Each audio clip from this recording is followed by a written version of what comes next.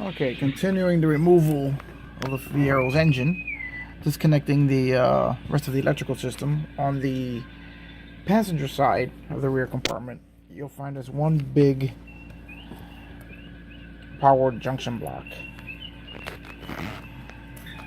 It's actually comprised of two connectors joined up as one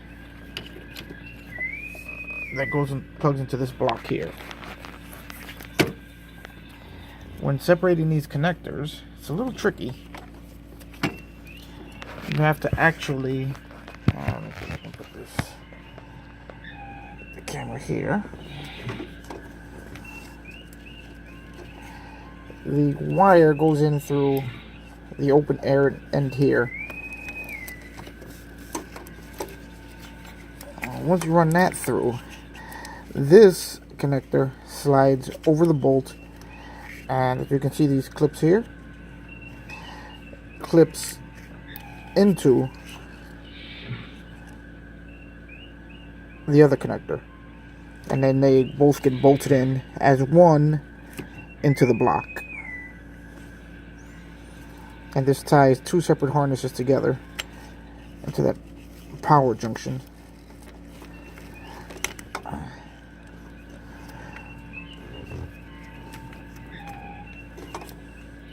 It's a 6mm bolt. So once you separate them, that separate them, and the fusible links here from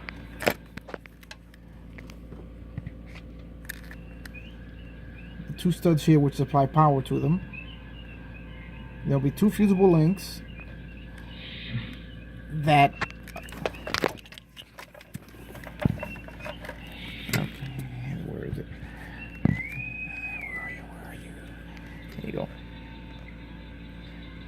this connection attaches to the two studs here, and these links here, where are you? And these here attach to the stud on top. You can see that. There we go. These two to the top. It's a smaller opening on the eyelet here, so it'll only fit one way. Wow. This one here, you can see it's got a large and a small to fit over both studs. Okay, and that's that power junction there on that side of on the passenger side of the car, just ahead of the battery compartment. And then don't forget to disconnect your grounds here to the bottom of the hinge.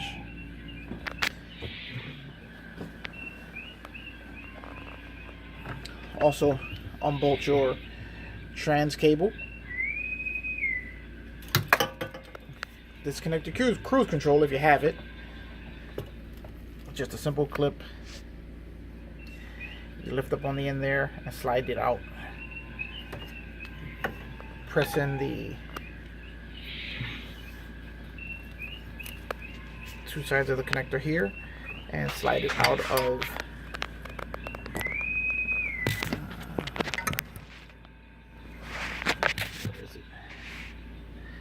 slide it out of that bracket there, and it goes connected to the cruise control diaphragm there. Alright, and trans shift cable, which goes connected to the shift lever here and rides in this bracket here with a simple pull-out clip that locks it into place. And then you have your trans cooler lines. Don't forget to unclip it from the bracket on the driver's side, and then you'll have the two cooler lines which you'll have to disconnect from under the car.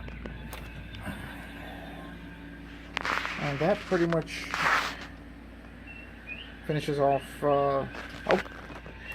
Also, two vacuum line connections here. One vacuum line to the firewall from the EGR solenoid. And then there's one more line behind the intake, which you will have to remove the clamp. And that attaches to this pipe in the rear. And that pretty much takes care of everything you need to disconnect, other than the fuel lines, if you choose to disconnect them from there, which I probably won't.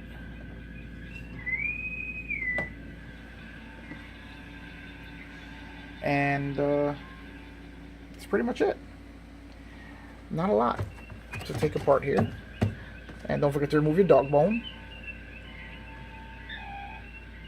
And that pretty much, I think that's it. If I missed anything, you guys let me know.